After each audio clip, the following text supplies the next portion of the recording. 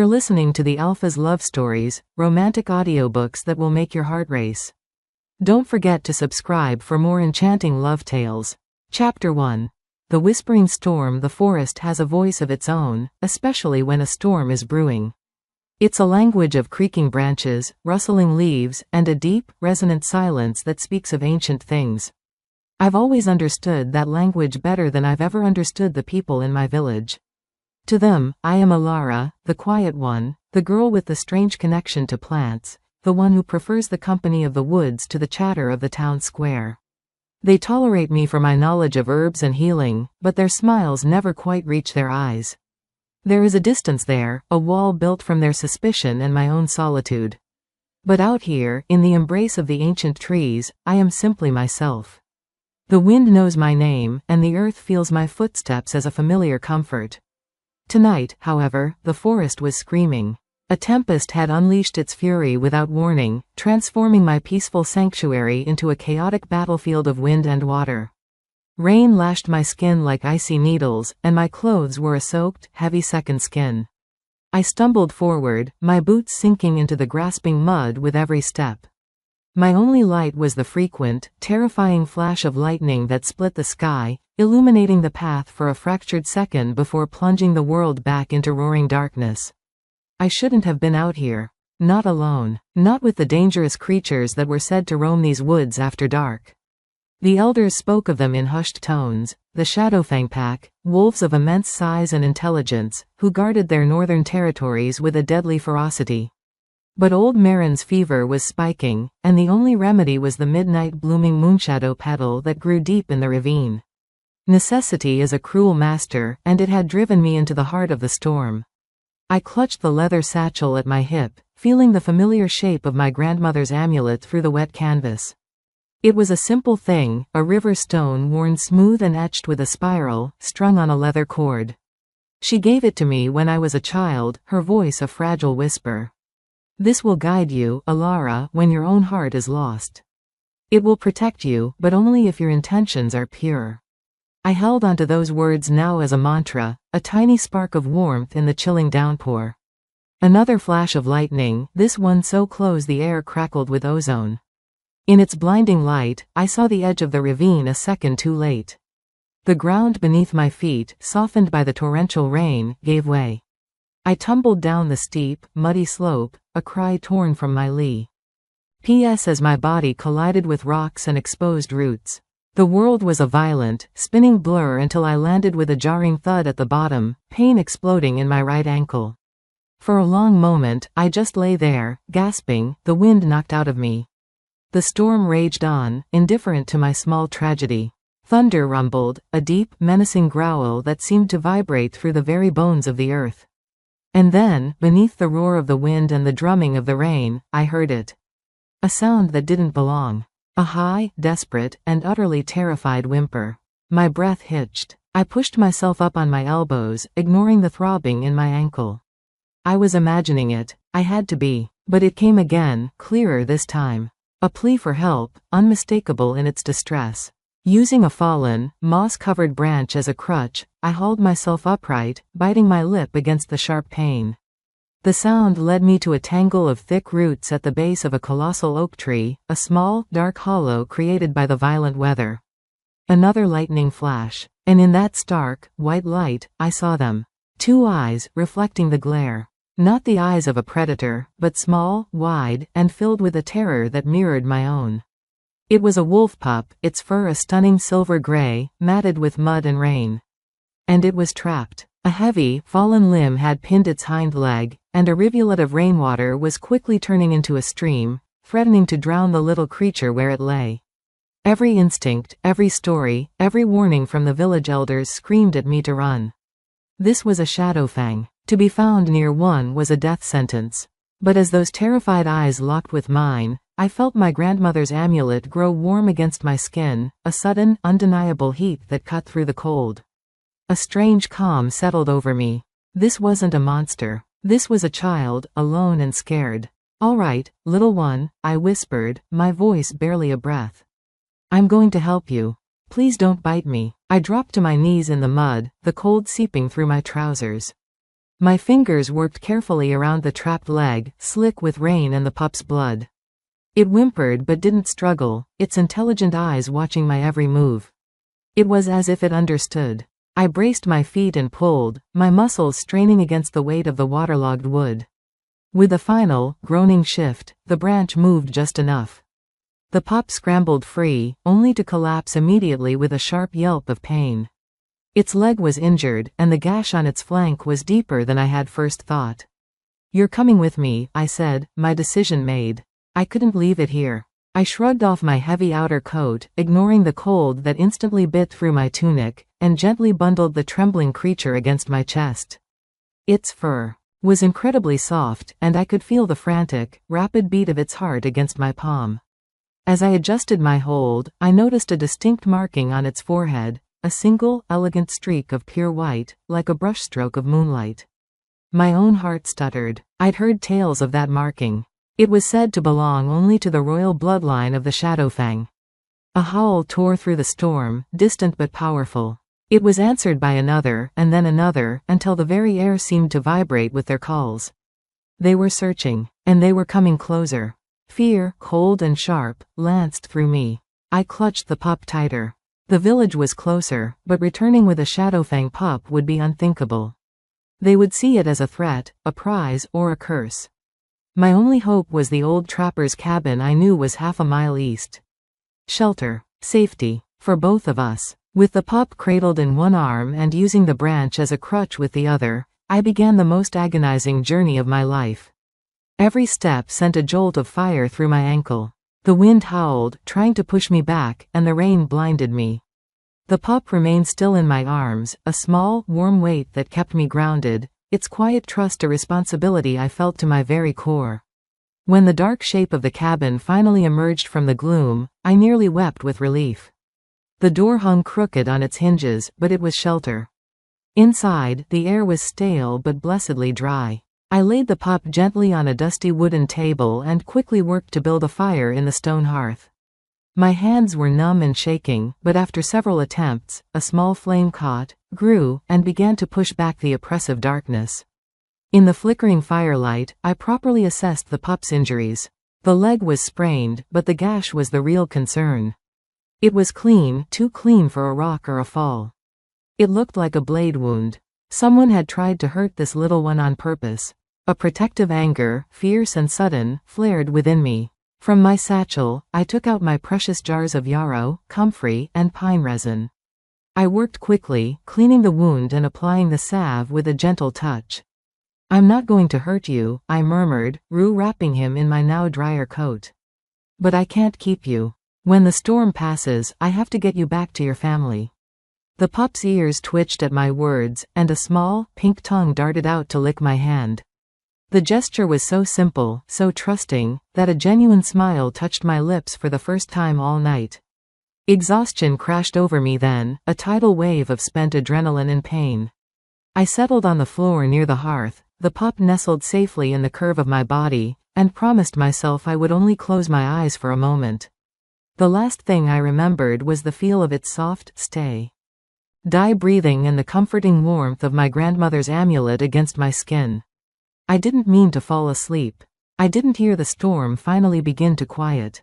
I didn't hear the soft footsteps approaching the cabin. I didn't hear the door slowly, silently, push open. I woke to the feeling of a shadow falling over me. The fire had died to embers, and a grim, gray light filtered through the grimy window. The pup was gone from my side. My panic was immediate, until I saw it standing near the door, its weight cautiously on its injured leg. The salve had worked miracles overnight. Or perhaps these creatures were simply different. Before I could speak, a voice, low and laced with a danger that made the air itself feel thin, cut through the silence. "Where is he?" I froze, my blood turning to ice. In the doorway stood a man. But he was like no man I had ever seen. He was tall, his shoulders impossibly broad, silhouetted against the dawn. He was dressed in dark, practical leathers, and his hair was the color of winter frost, tied back from a face that was all sharp angles and grim authority. His eyes, when they found mine, were the pale, piercing gray of a winter sky, and they were filled with a cold, terrifying fury. This was no hunter from my village. This was something else entirely. This was the Alpha, and he had found me. Chapter 2. The Alpha's Judgment. The world stopped. The air in the cramped cabin vanished, stolen by the sheer, overwhelming presence of the man in the doorway. He was a statue carved from storm cloud and granite, his gaze a physical weight that pinned me to the floor. I couldn't move, couldn't breathe. This was the fear the elders whispered about. This was the king of the Shadowfang. His eyes swept the room, missing nothing: the dying fire, my muddy, discarded boot, the empty coat on the floor. Then they landed on the pup, who let out a happy, excited yip and trotted over to him, nuzzling against his leg. The man's hand, large and capable, came down to rest on the pup's head, but his eyes never left mine. The gesture was protective, possessive, and it made the danger in the room intensify. "You," he said, and the single word was a blade of ice. "You dare to lay hands on what is mine?" He took a step inside, and the cabin seemed to shrink. I scrambled backward until my shoulders hit the rough-hewn wall, the splinters digging into my skin. My heart was a frantic bird beating against the cage of my ribs. "I found him," I managed to force the words through a throat tight with terror. "In the ravine, during the storm. His leg was trapped. He was injured. I only wanted to help." "Help?" The word was a soft, dangerous snarl. He took another step, his movements fluid and predatory. "Your people leave poisoned baits in our forests. They set traps of sharpened steel. They hunt us for sport and for fear. And you, a lone human girl, claim to offer help?" He was in front of me now, so close I could see the flecks of silver in his gray eyes, smell the scent of pine and cold night air that clung to him. His hand shot out, and his fingers wrapped around my throat. It wasn't a crushing grip, not yet. It was a warning, a demonstration of his power. My own hands flew to his wrist, but it was like trying to move iron. "Please," I gasped, the word a desperate whisper. My grandmother's amulet burned against my skin, a searing brand of heat. I would never harm a child. Not in any form. Something flickered in his eyes. Surprise? Doubt? His gaze dropped to my throat, to where my hands clutched at his. He saw the amulet. His grip loosened, just a fraction. The pup, whose name I still did not know, began to whine, pawing insistently at the man's leg.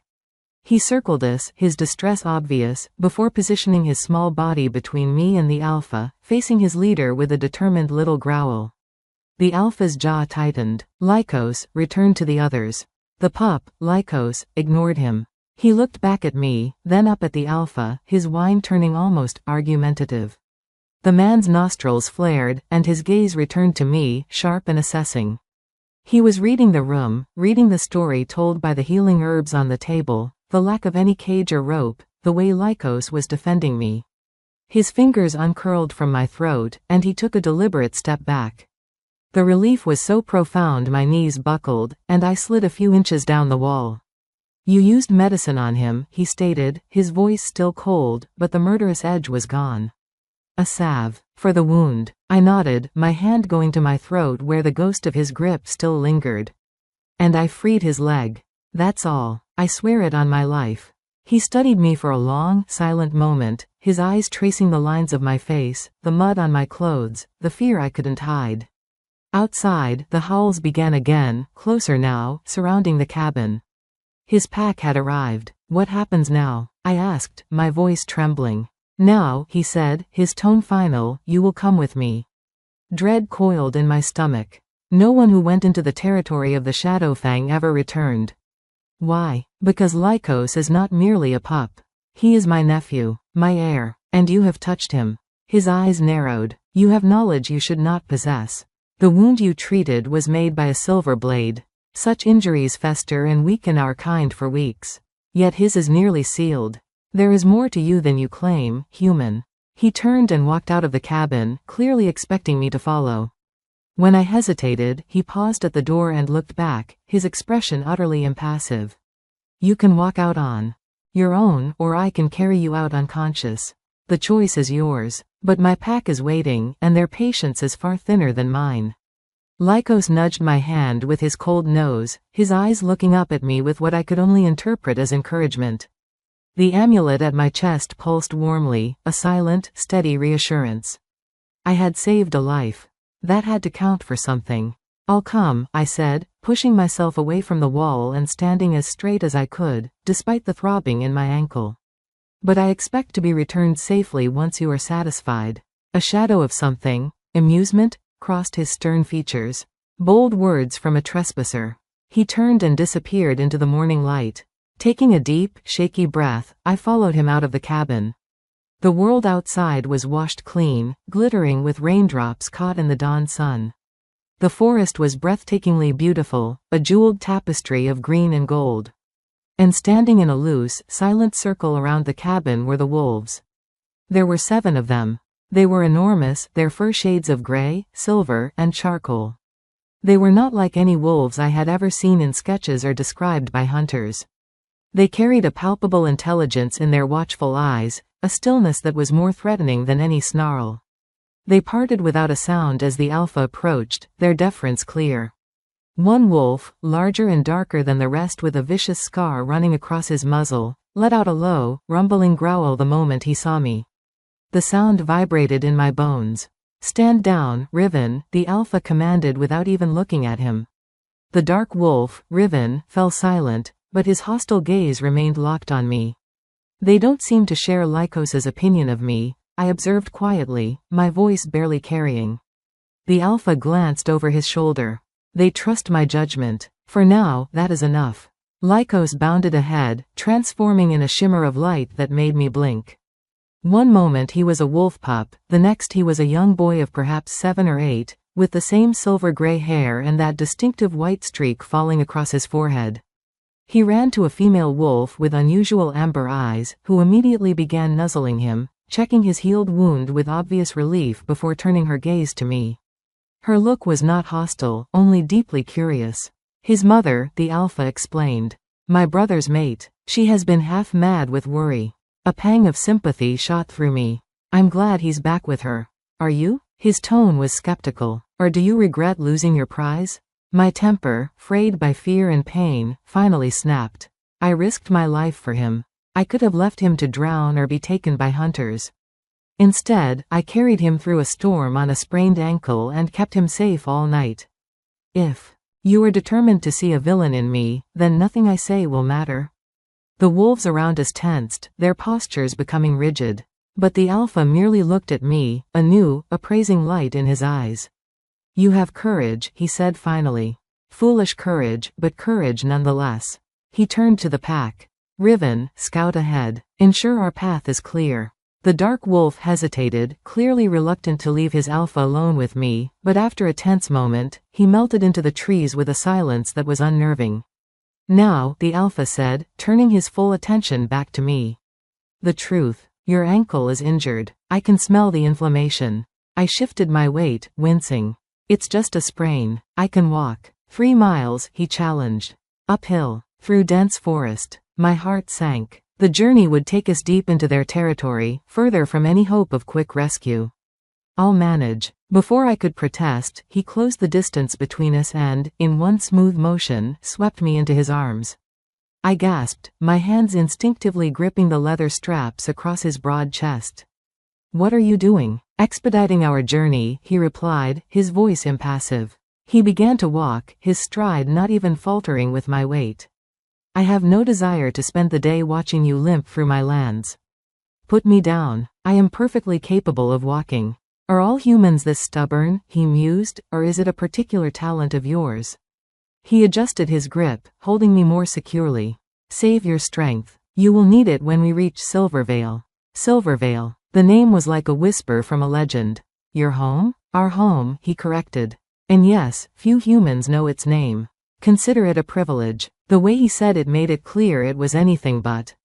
I fell silent, acutely aware of the solid strength of his arms, the steady, powerful rhythm of his heartbeat against my side, the clean, wild scent of him.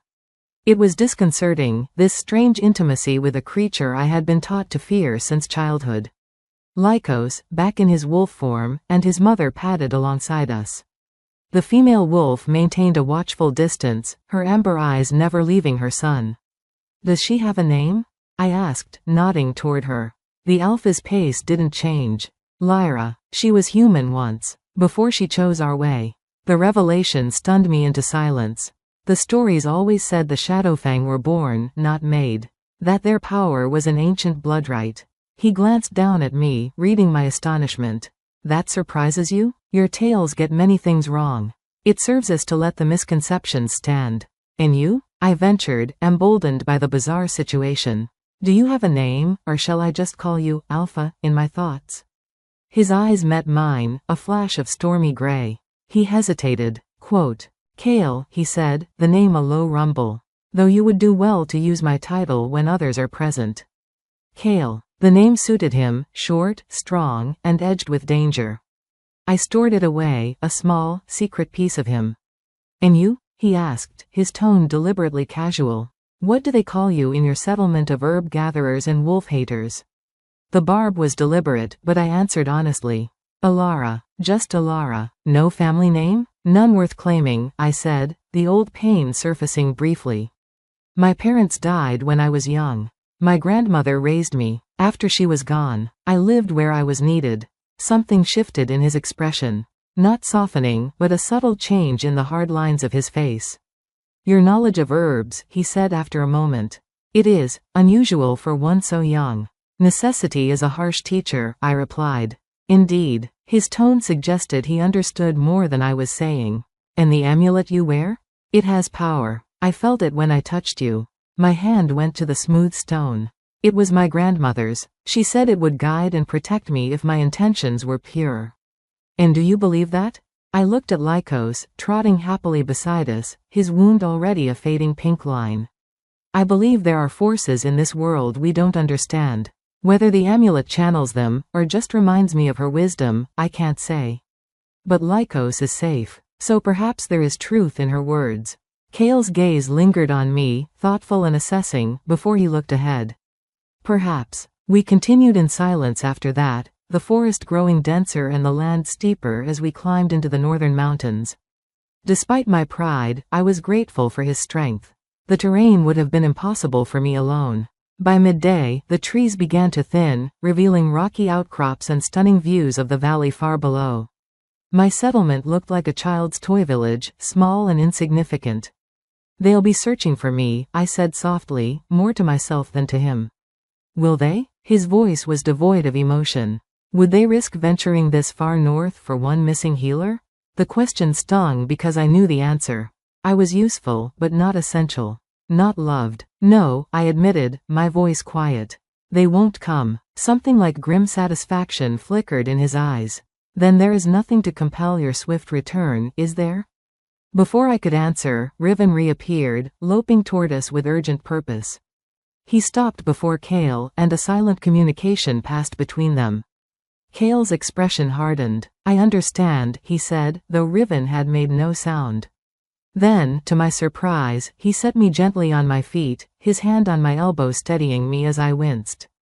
What is it? I asked, sensing the sudden tension in the air. Hunters, he said, his voice tight. Your people. In our territory. One of our scouts is injured. Fear, cold and sharp, coursed through me. They're not looking for me.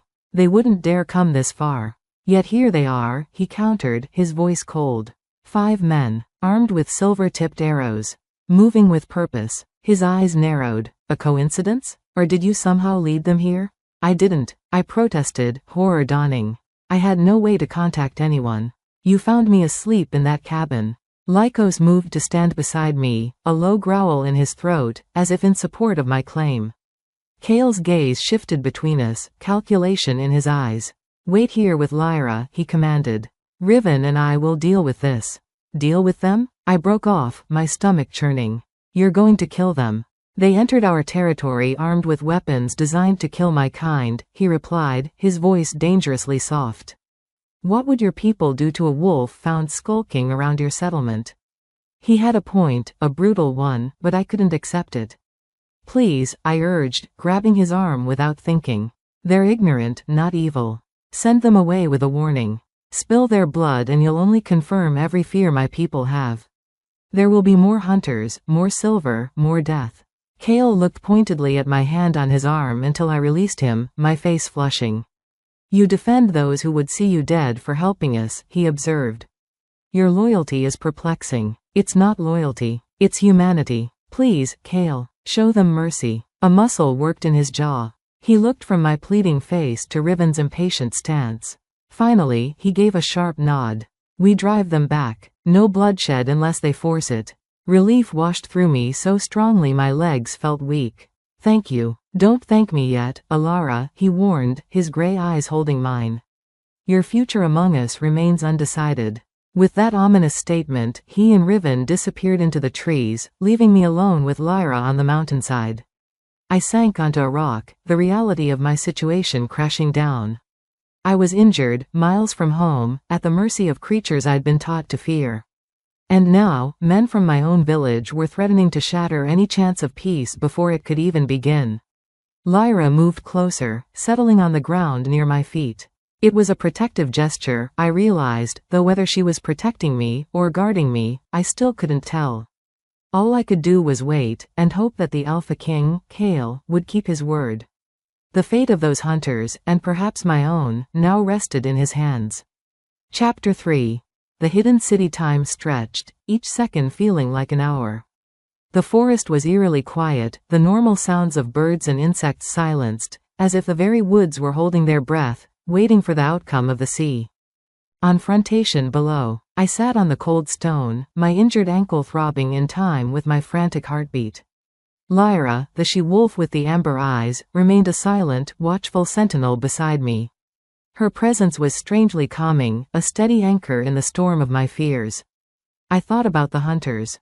I knew them. Thomas, the grim-faced leader who saw the world in terms of threats and resources. Owen, the older herbalist who had sometimes shared a quiet word of thanks for my help. They were not evil men. They were afraid. They were protecting their homes, their families, from what they believed were monsters.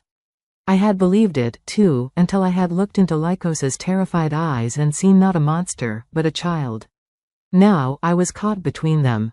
If Kale harmed them, their blood would be on my hands as surely as if I had knocked the arrow myself. The hope for any understanding between our peoples would be buried with them. I squeezed my eyes shut, sending a silent, desperate plea into the universe. Please, let him be merciful. A twig snapped. My eyes flew open. Lyra was on her feet, her body tense, her ears pricked forward. Then, I saw him. Kale emerged from the tree line alone, his expression unreadable but his posture less rigid than before. There was no sign of Riven or the hunters. I stood up too quickly, a sharp pain shooting through my ankle. What happened? Are they? They are alive, he said, his voice a low rumble that carried easily in the quiet air. And retreating. Riven is ensuring they cross back into their own lands. The air left my lungs in a rush of pure relief. I had to lean against the rock for support. Thank you, I whispered, the words filled with a gratitude that went deeper than simple courtesy. He studied me, his head tilted slightly. You care for them, even after they sent you into a storm alone for their medicine. It's not about caring for them, I explained, struggling to find the right words. It's about the principle. It's about not becoming the monster they fear you are. You proved today that you are more than that. A faint, almost imperceptible softening touched his stern features. I kept my word. Do not mistake it for weakness. I would never, I said, and I meant it. The strength it took to show restraint, especially when provoked, was a different kind of power altogether.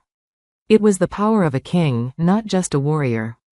Can you walk? He asked, his gaze dropping to my ankle. I tested my weight on it. The pain was a dull, persistent ache. I can try. He nodded, respecting my choice this time. Then let us continue. Silvervale awaits. The rest of the journey was a blur of pain and breathtaking scenery. We climbed higher, the air growing thinner and crisper. Kale set a slower pace, one I could manage with. My limping gait, his presence a silent, steady support beside me. Lyra and Lykos flanked us, the pup occasionally darting off to investigate an interesting smell before bounding back to my side, as if checking I was still there. As we crested a final, sheer ridge, the world opened up before us, and I stopped dead in my tracks, my breath catching in my throat. Silvervale was not a crude encampment. It was a city woven into the very fabric of the mountain. Stone dwellings with graceful, timbered accents were built into the cliffsides and nestled amongst ancient, towering pines. They spiraled around a central, majestic structure, a great hall that seemed to grow from the living rock itself, its peaks reaching for the sky like the tips of a crown. Smoke curled from chimneys, and the late afternoon sun glinted off windows, casting a warm, golden glow over the entire settlement. Waterfalls cascaded down sheer rock faces, their mist catching the light and creating the shimmering veils that surely gave the city its name. I trailed off, utterly lost for words. Not what you expected, Cale finished, and I heard a thread of quiet pride in his voice. We have dwelled here for centuries, since long before your people settled the valley. As we descended a winding path into the city proper, people emerged from their homes. Actual people, not wolves. Men and women, children and elders, all moving with a natural, fluid grace. They paused in their tasks, weaving, carving, tending to gardens, to watch our small procession. Their expressions were a mix of curiosity, wariness, and in some cases, open hostility. News of my arrival had spread. Lycos, in a shimmer of light, shifted back into his boy form. Uncle Cale, is Alara staying? Can I show her the crystal caves? Cale placed a hand on the boy's shoulder. Patience, Lycos. Our guest needs rest. Go to your mother now. She will be waiting. With a disappointed but obedient nod, Lycos darted forward and, to my surprise, wrapped his small arms around my waist in a quick, tight hug. Thank you for saving me, he whispered, before running off toward one of the stone houses. I looked up to find Cale watching me, that unreadable expression back on his face. He is fond of you. That complicates things. A woman approached us. She was tall and severe, her dark hair streaked with silver and woven into an intricate braid. Her eyes were a startling, unusual violet, and they swept over me with the sharp assessment of a scholar examining a rare specimen. Brother, she greeted Cale, her voice cool and measured. Sorka, Cale replied. This is Alara. Alara, my sister, Sorka. She is our historian and keeper of lore. I inclined my head, unsure of the proper custom. I am honored to meet you. One of Sorka's eyebrows RCHED slightly. Polite. She turned her attention back to Cale. Her injury needs proper tending before the circle convenes. See to it, Cale agreed. I will join you after I've spoken with the border guards. With a final, inscrutable look in my direction, he strode away, his authority a tangible force that parted the small crowd that had gathered. I was left alone with Sorka, feeling more exposed and vulnerable than I had in the forest. Come, Sorka said, not unkindly. That ankle will not improve on its own. She led me not to the great hall, but to a smaller, elegant building built beside one of the smaller waterfalls, the sound of rushing water a constant, soothing murmur. Inside, the air was warm and fragrant with the scent of drying herbs, incense, and old parchment. Shelves lined the walls, filled with leather-bound books, scroll cases, and jars of preserved plants and minerals. A fire crackled in a hearth, and a large, wooden desk was covered in carefully arranged artifacts. Sit, she instructed, pointing to a low, cushioned bench. Let me see the injury. I complied, easing off my boot with a wince. Sorka knelt, her movements efficient and precise. Her fingers probed my swollen ankle with a clinical detachment that was somehow reassuring. A simple sprain, she pronounced. Though you have aggravated it considerably. She rose and moved to a shelf, selecting jars and a mortar and pestle with practiced ease. You used a poultice on Lycos. My brother says the silver cut was healing at a remarkable rate. It wasn't a question, but an invitation to explain. A simple salve, I said. Yarrow, comfrey, pine resin. She paused, a jar of dried, blue-flowered herb in her hand. And the amulet? She asked, her violet eyes locking with mine. What role did it play? I touched the smooth stone at my throat. It felt warm, as it always did in this place. You believe it helped with the healing? I believe very little is a coincidence, she replied, grinding the herbs with a steady rhythm. Especially when it involves the heir to our throne and a human wearing a moonshadow charm. The word hit me like a physical blow. Moonshadow? She stopped her work and looked at me, her gaze intense. The amulet you wear bears their sigil. A clan thought lost us generations ago during a great conflict. They were our healers, our peace weavers. Their gifts were unique. My mind was reeling. My grandmother's stories, her strange knowledge, her fear of large groups. It was all clicking into a terrifying, incredible new picture. She told me it would guide me, I whispered, my voice hoarse. That it would protect me if my intentions were pure. Sorka's eyes widened almost imperceptibly. Those were the exact words of the Moonshadow Oath. She finished preparing the poultice, the pungent, clean smell of the herbs filling the space. As she applied the cool paste to my ankle, her touch was surprisingly gentle. Tell me of your grandmother. Her name was Alara, like me, I said, my thoughts a whirlwind. She came from the north, she said. She never spoke of her family. She raised me after my parents died. Sorka finished wrapping my ankle in soft, linen bandages. Your grandmother was likely one of the last of the Moonshadow line. She must have fled here, hiding her true nature to survive. She sat back on her heels, her violet eyes seeing right through me. The blood in your veins, Alara, is more complicated than you know.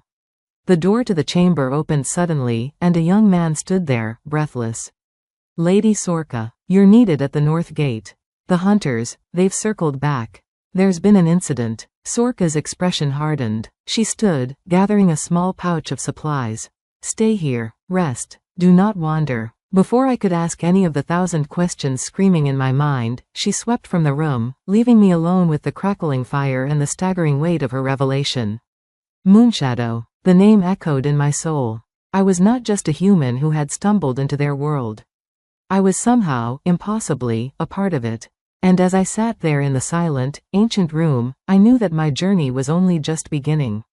The circle was waiting, and they would want answers about the lost daughter who had finally found her way home.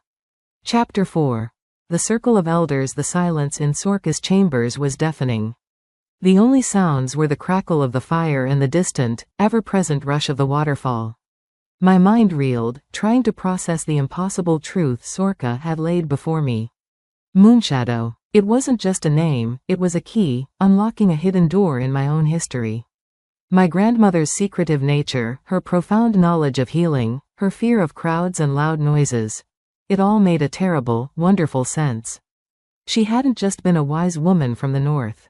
She had been a refugee, the last of her line, hiding in plain sight. I stood, testing my ankle. The poultice Sorka had applied was a miracle. The swelling had subsided, and the pain was now a faint, manageable throb. Restlessness propelled me around the room. My eyes were drawn to the shelves of artifacts. Among the scrolls and strange minerals, a large, leather-bound book caught my eye. Its cover was embossed with a familiar symbol, a spiral, almost identical to the one on my amulet. Hesitantly, I reached for it. The leather was soft and worn with age. I opened it carefully. The pages were filled with elegant, handwritten script in a language I couldn't read, but interspersed were intricate illustrations. Detailed drawings of plants I recognized and others I had never seen. Anatomical sketches showing the muscle and bone structure of both humans and wolves. Celestial charts mapping the phases of the moon. This was more than a book, it was a testament to a deep, sophisticated understanding of the world, a fusion of nature and spirit. I was so engrossed I didn't hear the door open. A shadow fell over the page. Curious about our ways? I jumped, nearly dropping the precious tome. Kale stood in the doorway. He had changed his leathers, and his hair was damp, as if he had washed. But his presence was just as imposing. His eyes went from my face to the book in my hands. I'm sorry, I said quickly, carefully replacing it on the shelf. It's all so overwhelming, he supplied, stepping fully into the room.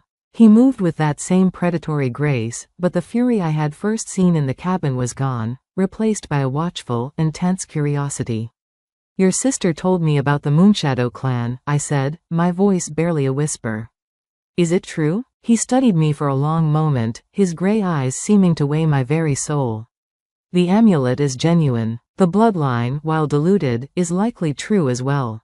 It explains much. He gestured to my ankle. How is your injury? Better. Much better. Sorka is a skilled healer. We have our ways, he said, a simple statement of fact. The circle is ready for you. A cold knot of anxiety tightened in my stomach. Now? Now. His tone brooked no argument. It is better not to keep them waiting. Speak the truth, Alara. They will know if you lie. I nodded, my throat dry. As I moved to follow him, my amulet felt warm and heavy against my skin, a constant, reassuring presence. He led me back to the great central hall, but this time, we descended a wide staircase carved into the stone itself, leading underground. The air grew cooler, filled with the scent of damp earth and burning torchlight. We entered a circular chamber, vast and awe-inspiring. The walls were natural rock, embedded with crystals that glittered in the light of torches set in iron sconces. In the center of the chamber, arranged in a wide semicircle, were 7 massive stone chairs. 5 of them were occupied. I saw Sorka seated in one, her hands folded neatly in her lap. The other 4 were elders, 2 men and 2 women, their faces lined with age and wisdom, their eyes holding a depth of years I could scarcely imagine. They watched my entrance with a collective gaze that felt like a physical pressure. Kale guided me to a simple, backless stool placed in the very center of the semicircle, directly before an empty, larger chair that was clearly his. He did not sit, but stood behind me, a silent, formidable pillar of support and judgment. Alara of the Valley, his voice echoed in the chamber, formal and resonant. You stand before the circle of Silvervale. You have been brought here for your actions concerning Lycos, heir to the Alpha. You will answer our questions with truth. Do you understand? I do, I said, my own voice small but clear in the vast space. An elderly woman with a cloud of white hair and eyes the color of honey leaned forward. Her name, I would learn, was Anya, and she was the eldest of them all. Show us the charm you wear, child. My fingers trembled slightly as I lifted the amulet from my neck, holding the smooth, spiral-etched stone out for them to see. A soft murmur rippled through the elders. The Moonshadow sigil, Anya confirmed, her voice filled with a strange mixture of grief and wonder. There can be no doubt. A middle-aged man with a stern face and a network of scars across his knuckles, named Borin, spoke next. A trinket can be stolen, passed down through ignorant hands. It proves nothing of her blood. My grandmother gave it to me, I said, finding a spark of defiance. Her name was Alara, like me. She told me it would guide and protect me if my heart was pure. She came from the north, but she never spoke of her family. She was afraid. Sorka nodded. The exact words of the Moonshadow oath. They were guardians, healers. Their power was not in tooth and claw, but in connection. In healing. Another elder, a woman with kind eyes named Evane, asked gently, "What was your grandmother's name?" Alara, I repeated. She was a healer in our village. People came from far away for her remedies. Kale, who had been silent behind me, finally spoke. The wound on Lycos was from a silver blade. Such injuries fester, resist our natural healing for weeks. Yet when I found them, it was already closing, clean. Her salve should not have worked so quickly. Not without an amplifier. All eyes turned to my amulet, and then to me. I don't know how it happened, I said, my voice gaining strength. I just knew I had to help him. I used the herbs I had. The amulet felt warm while I worked. That's all I know. Anya looked from me to Kale, her expression decisive. The evidence is clear. The charm, the knowledge, the accelerated healing. The blood remembers, even when the mind does not. Borin scowled. So, you claim this human is one of us? By blood, if not by upbringing, Anya finished firmly. A quarter blood, perhaps, but the Moonshadow gifts have never been bound by the purity of lineage. They manifest in connection, in intent. I felt lightheaded. The confirmation, spoken so plainly in this sacred space, was overwhelming. I can't change forms, I stammered, grasping for the most obvious difference between us. The Moonshadow gifts were different, Sorka explained gently. Not all of them shifted. For some, their wolf nature manifested as a deep bond with the living world, a talent for mending what was broken. Your affinity for healing, your way with plants, these are not just learned skills, Alara. They are your inheritance. The puzzle pieces of my life were crashing together, forming a picture I had never dared to imagine. My loneliness in the village, my sense of being an outsider, it wasn't a flaw. It was because I was an outsider. My true home had been here, in these mountains, all along. Kale stepped forward then, placing himself between me and the circle, his presence a shield. What does this mean for her? he asked, his voice leaving no room for ambiguity. What are her choices? Anya's wise eyes settled on me. It means you have a path, child. You may return to your settlement, carrying this knowledge, and continue your life as it was. Or, you may stay. You may learn of your heritage, of the people your grandmother was forced to abandon. The choice was laid bare before me. A return to the familiar loneliness of the village, or a leap into this terrifying, beautiful unknown. I need time, I whispered, the weight of the decision crushing. You have it, Kale declared, turning to face the circle. The circle grants Alara Moonshadow sanctuary until her ankle is fully healed, at a minimum. She is under my protection. The elders exchanged glances, then nodded in unison. The meeting was adjourned. As the elders began to disperse, I remained on the stool, my legs too weak to hold me. Kale turned back to me, his expression unreadable. Are you well? He asked, his voice quieter now, meant only for me. I don't know, I admitted, looking up at him. Everything I thought I knew about myself, it's all a lie. Not a lie, he said, and there was a surprising gentleness in his tone. A story with missing chapters. Now, you have been given the pages. He offered me his hand. Come, you should rest. I took his hand, his grip strong and sure, and let him pull me to my feet. As we left the chamber and ascended into the light of the great hall, I felt a profound shift within me. I was no longer just Alara, the human healer. I was Alara Moonshadow, a lost daughter of Silvervale. And the path ahead, though shrouded in mist, was finally my own to choose. Chapter 5. The weight of a name. The days that followed the circle's judgment passed in a strange, dreamlike haze. Silvervale, once a place of fear and mystery, began to unfold around me like a complex and beautiful flower. I was given a small, clean room in the warriors' quarters, a space of simple stone and wood with a narrow window that looked out over a training yard and the sprawling forest beyond. It was more a place of vigil than comfort, but it was mine. My guide Thr. How this new world was, to my surprise and delight, Lycos. Freed from the formality of the circle, the boy was a burst of relentless energy and curiosity. He took his role as my protector and tutor with immense seriousness. Your grandmother was a Moonshadow, he announced one morning, his small chest puffed with importance as he led me through the bustling central square. They were the best healers. Even better than Aunt Sorka. They could talk to the trees and the rivers. I'm not sure about that, Lycos, I said with a soft laugh, though the idea sent a strange thrill through me. My grandmother had always hummed to her plants. It's true, Sorka has books about them. I can't read all the words yet, but the pictures are good. He tugged my hand, pulling me toward a structure I had glimpsed from afar, the greenhouse. Come on, I'm allowed to show you this. The greenhouse was even more magnificent up close.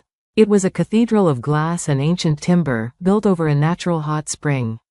The air inside was warm, humid, and heavy with the scent of blooming flowers and rich, damp earth.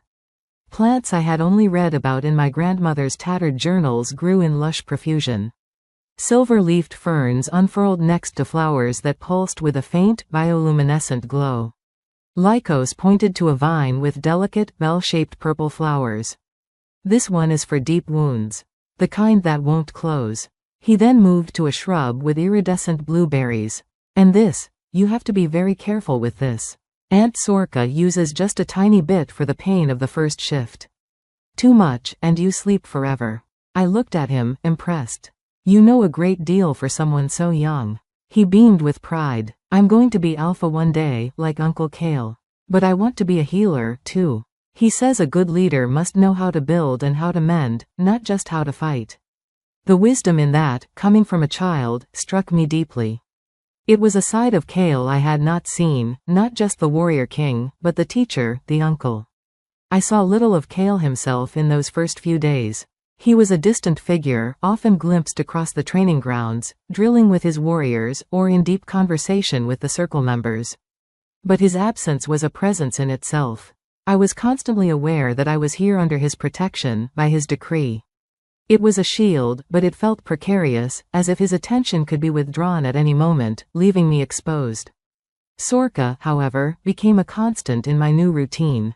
Each afternoon, I would join her in her chambers, and our sessions began. It started with simple things, identifying herbs in the Silvervale tradition, learning their names in the old language. But it quickly deepened. Your hands do not measure, she observed one day, watching as I prepared a tincture for fever. You simply, no. I looked down at my hands, startled.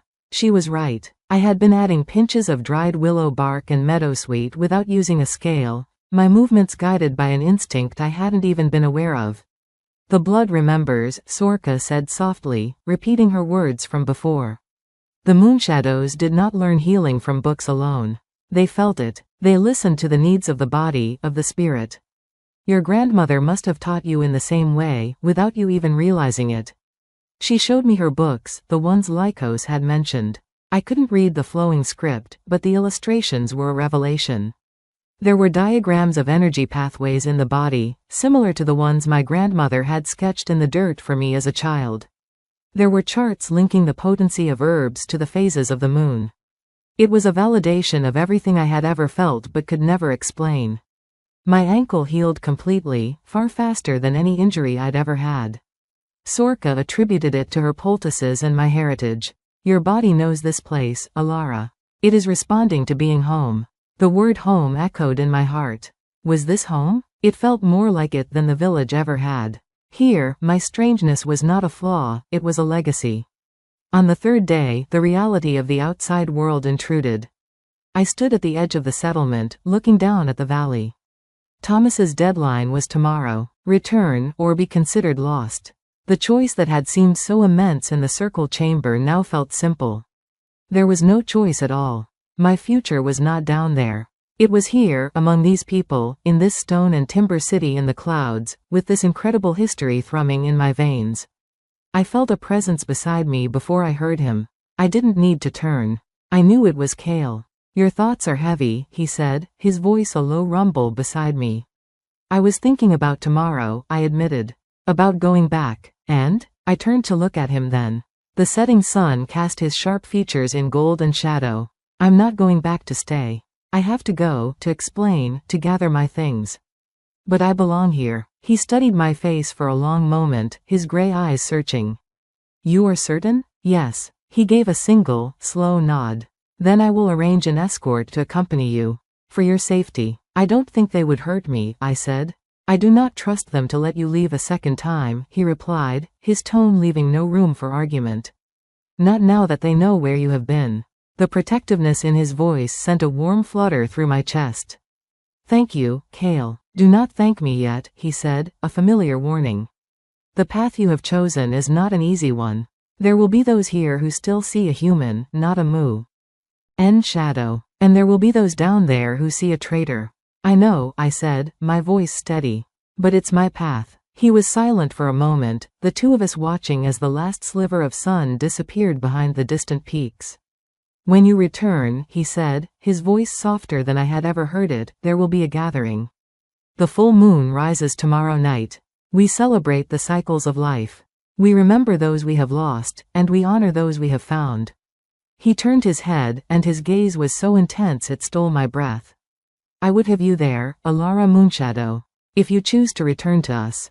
The use of that name, my true name, on his lips felt like a blessing and a vow. I will return, I promised. And in that moment, standing on the edge of the world with the Alpha King, I knew it was the truest thing I had ever said. Chapter 6. The returned dawn broke over Silvervale, painting the stone city in hues of rose and gold. A profound sense of calm had settled over me, a certainty that had been absent my entire life. Today, I would not be saying goodbye to my past, but making peace with it. I would close one chapter so another could truly begin. Kale was waiting for me at the main gate, along with Riven and two other warriors I had come to know as Finn, a quiet man with a watchful gaze, and Nisha, a fierce woman with kind eyes. They were in human form, dressed for travel, their postures relaxed but alert.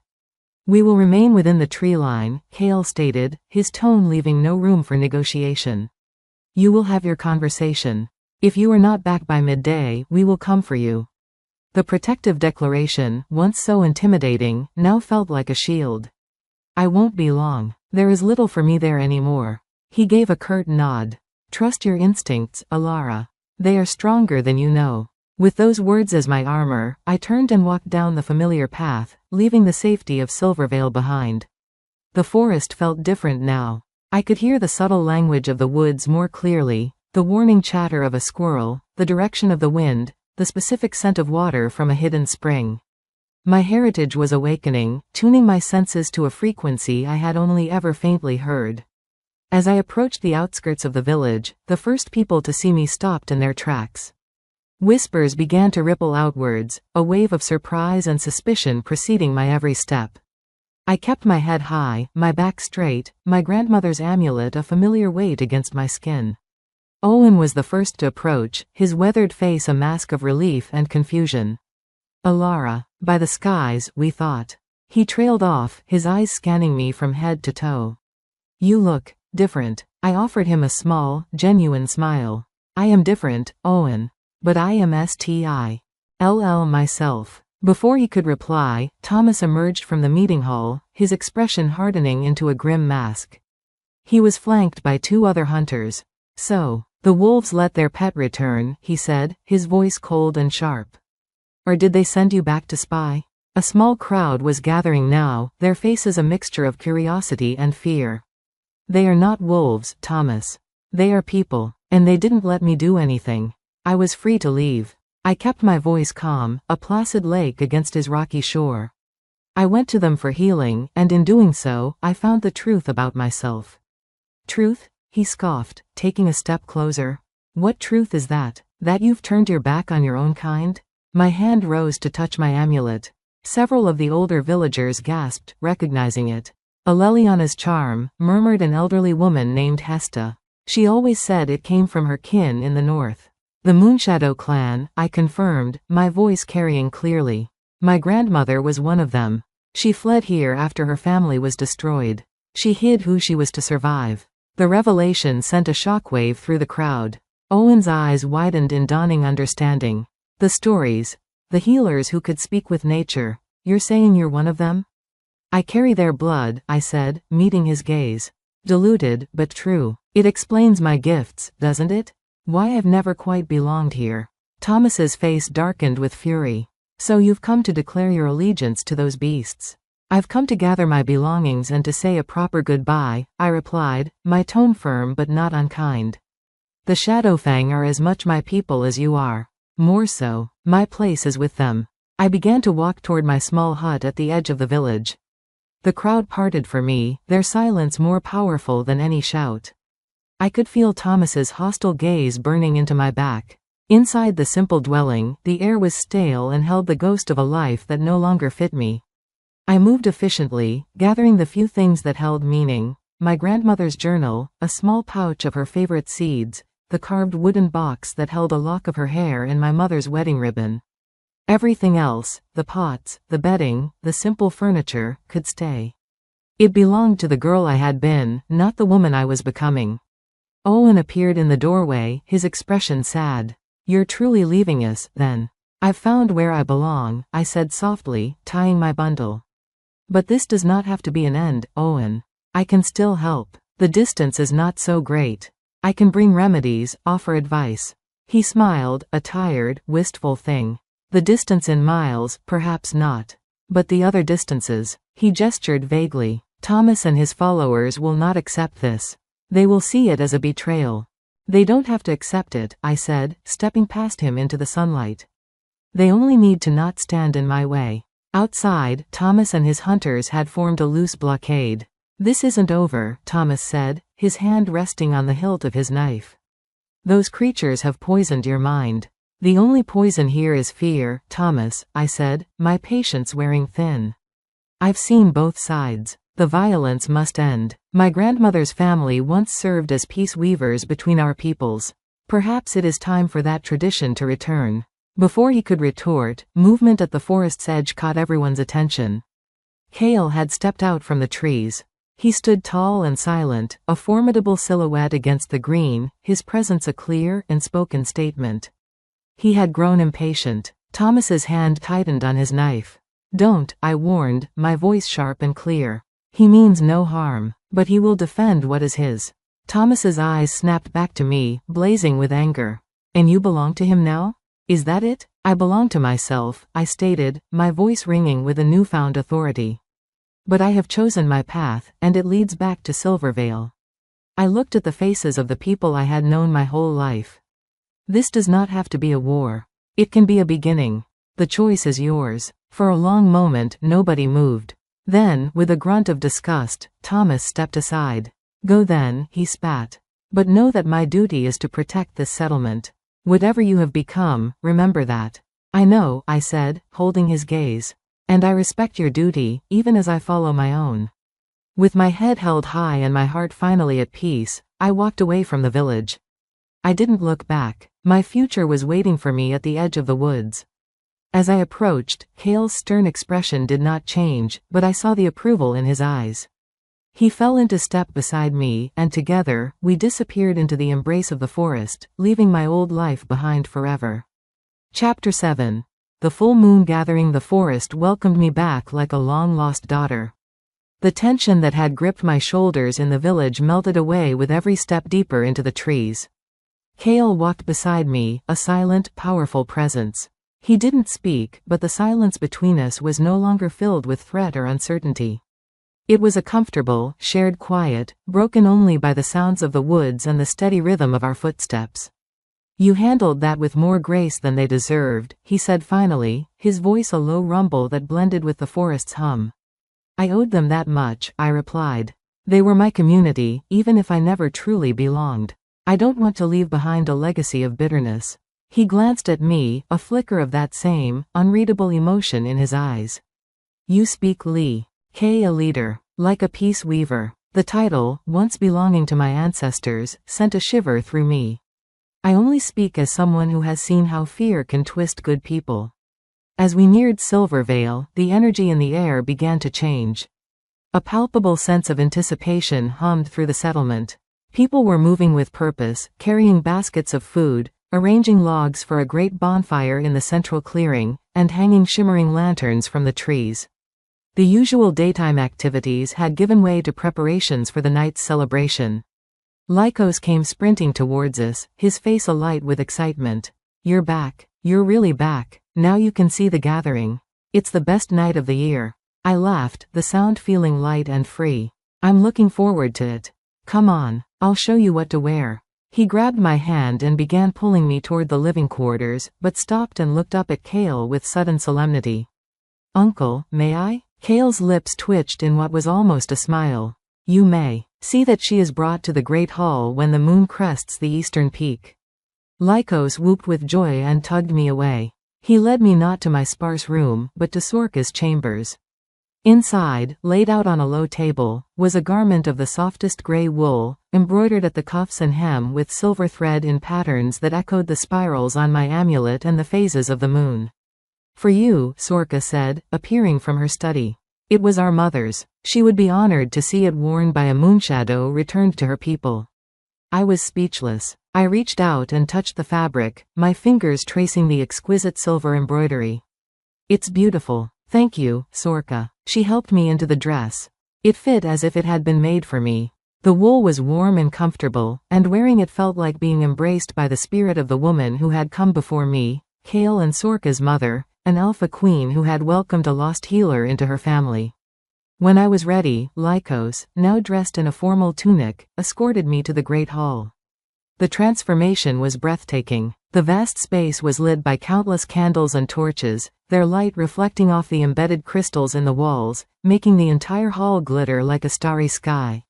The entire population of Silvervale was gathered, talking and laughing in low, warm tones. As I entered, a hush fell over the crowd. All eyes turned to me. For a moment, my old insecurities threatened to surface, but then I felt a hand on the small of my back. Cale was there, standing beside me. He was dressed in a dark, formal tunic, a simple silver circlet resting on his brow. His presence was a steady anchor. He did not address the crowd. Instead, he simply led me to a place of honor near the great stone throne. The message was clear. I was under his protection, and I was welcome. The celebration began. There was music from flutes and drums that seemed to beat in time with the heart of the mountain. There was dancing, not the structured dances of the village, but wild, joyful movements that told stories of the hunt, the harvest, and the spirit of the wolf. I watched, mesmerized, as the community moved as one, a tapestry of intertwined lives. Then, as the moon rose high and full, casting its brilliant silver light through the high windows, the mood shifted. The music softened. The dancing ceased. Kale stepped forward into the center of the hall. The full moon gathers us, his voice rang out, powerful and clear. It reminds us of the cycles that bind all life, of loss and of renewal. Tonight, we remember those who have walked on into the eternal hunt. He named them, one by one. Warriors, healers, elders, children. The names were a solemn, loving litany. Then his tone changed, lifting. And the moon also reveals what was hidden. It guides home those who were lost. He turned, and his gaze found mine. Tonight, we honor one who has returned to her people. Alara, of the Moonshadow line. A wave of sound, not cheers, but a deep, resonant hum of approval, filled the hall. It was acceptance. It was welcome. Tears pricked at my eyes, but I did not let them fall. I stood and inclined my head to Kale, to Sorka, to the circle, to all of them. The rest of the night passed in a beautiful blur. People came to me, not with suspicion, but with curiosity and kindness. They shared stories of the Moonshadow healers they remembered from their grandparents' tales. They welcomed me home. Later, as the celebration began to wind down, I found a quiet spot on a terrace overlooking the moonlit valley. The amulet at my throat was warm, humming with a soft, contented energy. "You look as if you have always been here." I turned. Kale stood beside me, the silver light etching his profile in sharp relief. "It feels that way," I admitted. "Like a piece of my soul I never knew was missing has finally clicked into place." He was silent for a moment, watching me. "The gathering is not just a celebration. It is a reaffirmation of our bonds. Of our pack." He paused, choosing his words carefully. "You have reaffirmed your bond tonight. Not through blood or battle, but through choice. That is a powerful thing." "Thank you, Kale," I said softly. "For your protection. For your faith in me." "You have earned it," he replied, his voice low and sincere. "You risked your life for a child not of your kind. You faced your own people with courage. You have embraced a legacy that would terrify most." He turned to fully face me, his gray eyes intense in the moonlight. "You are not what I expected. Alara Moonshadow. And what did you expect?" I asked, my heart beating a little faster. "A victim, a spy, a frightened girl." He took a small step closer. "I found a healer, a peace weaver, a woman of remarkable strength." His words washed over me, filling a hollow space inside I had carried for so long.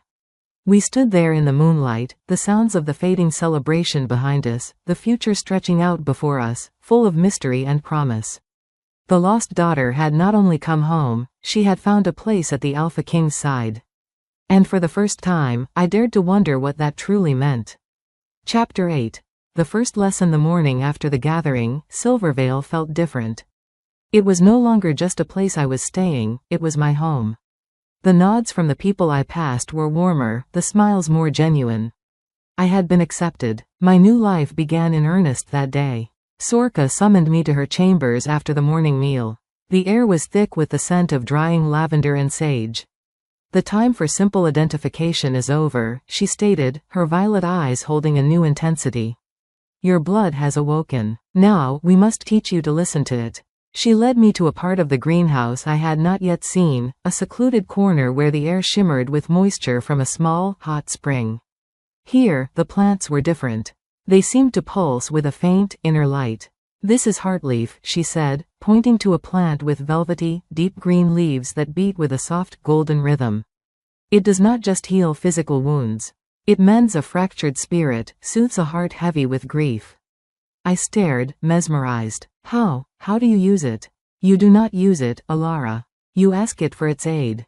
She placed a hand over her own heart, then gently touched a leaf. "You pour your intent into your touch. You show it the hurt you wish to heal. If your need is true and your heart is pure, it will respond." Tentatively, I reached out. I thought of old Marin, back in the village, her body racked with a fever I now understood was as much sorrow as sickness after losing her son.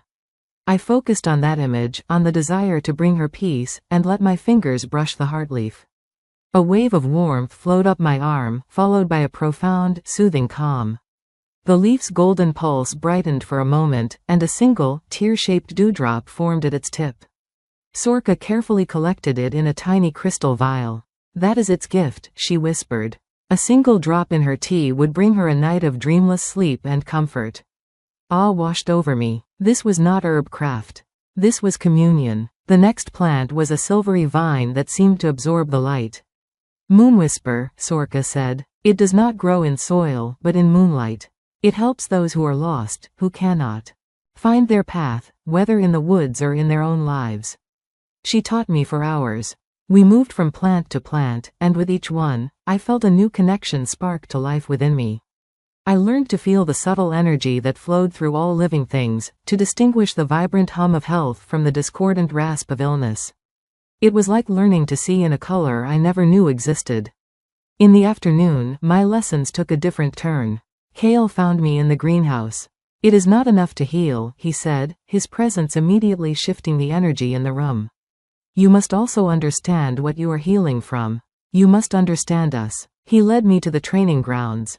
Warriors, both in human and wolf form, sparred with a controlled ferocity that was both terrifying and beautiful to behold. "You see the strength," Kale said, watching them. "The speed. But that is not our true nature. That is the expression of it." He turned to me. "Our nature is the pack. It is the bond that ties every one of us to each other. It is a living thing, a web of loyalty, protection, and shared purpose. To harm one is to harm all. To protect one is the duty of all." As he spoke, I began to feel it. Not with my mind, but with my senses. A low, thrumming energy that connected every person on the field. It was like the heartbeat of Silvervale itself. When two warriors clashed, the web tightened, thrumming with shared focus. When one stumbled, a ripple of concern flowed through it. I can feel it," I breathed, astonished. Kale looked at me, not surprised. The moonshadows were always sensitive to the bonds of the pack. It is how they knew where they were most needed. His gaze was intent. "This is why you stayed, isn't it? Not just for the plants, or the history. You felt this. You were drawn to it." He was right. The profound loneliness that had haunted me my whole life was the absence of this very connection. Here, I was not an isolated individual, I was becoming a thread in a greater tapestry. Later, as the sun set, Lycos found me. "Uncle Kale says you're learning the deep ways," he said, his eyes wide with admiration. "Can you feel the pack?" "I can. It feels like everyone is giving you a hug at the same time, but inside your heart." I laughed, ruffling his hair. "That's a perfect way to describe it." My first day of true training ended with a profound sense of exhaustion and fulfillment. I had touched the soul of the plants and felt the heartbeat of the pack. I was no longer just learning about my heritage, I was embodying it. As I lay in my bed that night, the silvery light of the waning moon streaming through my window, I felt the bonds of Silvervale wrapped around me like a blanket. I was Alara Moonshadow, healer of the Shadowfang, and my jour nay had only just begun. Chapter 9. The fracture. The rhythm of my new life in Silvervale was a soothing balm to my once lonely soul. Mornings were for lessons with Sorka, delving deeper into the mystical properties of the flora in her greenhouse. Afternoons were often spent with Kale, who continued to reveal the intricate workings of the pack, its politics, its history, and the heavy weight of duty he carried. Evenings belonged to Lycos, who showed me the secret, sparkling caves and the best spots to hear the mountain wind sing through the pines. I was happy, truly, deeply happy. But peace in the mountains is a fragile thing, as easily shattered as morning frost on a leaf. It began with a distant howl. It was not the familiar call of a border patrol or the joyful cry of a hunt. This was a sound of alarm, sharp and urgent, cutting through the tranquil afternoon. I was in the greenhouse with Sorka, and we both froze, our hands stilling over the plants we were tending. Kale was at the door a moment later, his expression grim. "Riven's patrol. They've found something at the eastern pass." Sorka was already moving, gathering her healer's satchel. "Injured? Not one of ours," Kale said, his eyes finding mine. "A human. A scout, by the look of him. He's badly wounded." A cold dread trickled down my spine. "A human, here?" Had Thomas sent someone after all? We followed Kale to the Great Hall, which had been quickly converted into a triage area. The pack warriors parted for their alpha, their faces a mixture of anger and unease. On a low cot lay a man I didn't recognize. He was young, little more than a boy, really. His clothes were torn, and a deep, ugly gash ran across his chest, a wound from claws, not a blade. His breathing was shallow, and his skin was pale. Sorka was at his side in an instant, her hands moving efficiently to assess the damage. He will not last long without intervention. The bleeding is internal. Leave him, a voice growled from the crowd. It was Borin, the scarred elder from the circle. He trespassed. He paid the price. This is our law. Murmurs of agreement rippled through the hall. The pack's energy, which usually felt like a warm, interconnected web, now felt like a wall of sharp, hostile thorns. Kale's face was a mask of stone. He is a boy, Borin. Hardly a threat. He is a spy, Borin retorted, sent to learn our weaknesses. If we show mercy, we show vulnerability. The others will come. I couldn't stay silent. I stepped forward, my heart pounding. He's dying. You can't just let him die. All eyes turned to me. The suspicion I thought had vanished was back in full force. I was the human, pleading for a human. This is not your concern, Moonshadow, Borin said, spitting the title like a curse. This is pack law. He is a Li Ving being, I argued, my voice trembling with a mix of fear and conviction. My grandmother's oath was to protect life, regardless of its form. Is that not also the heart of the pack? To protect your own? Does that not extend to protecting the spark of life itself when it is in your power to do so? I looked at Kale, pleading with my eyes. This was a test, not of my healing skills, but of my place here, of the values I represented. The hall was utterly silent, waiting for the Alpha's judgment. The weight of his decision hung heavy in the air. He looked from the dying boy, to Borin's defiant face, to my desperate one. Sorka, he said, his voice low and final. Do what you can. A collective intake of breath echoed through the hall. Borin scowled and turned away, his disapproval a physical force. But Kale's word was law. I rushed to Sorka's side. What can I do? Heartleaf, she said tersely. And Moonpetal. Quickly. I ran to the greenhouse, my mind racing. This was more than just saving a life. It was about bridging the chasm that had just opened up between me and the pack. I gathered the plants, my hands shaking as I focused my intent, pouring my desperate hope for this stranger's survival into their leaves. Back in the hall, Sorka worked with a fierce, focused energy. I handed her the plants, and she began to prepare a poultice, her movements a blend of physical skill and the same subtle energy work she had been teaching me. I placed my hands near the boy's wound, not touching him, but trying to feel the discordant, fading energy of his body, to soothe it as I had learned to soothe the plants. For hours we worked. The sun set, and torches were lit. The hall slowly emptied until only Kale, Sorka, and I remained with the unconscious boy.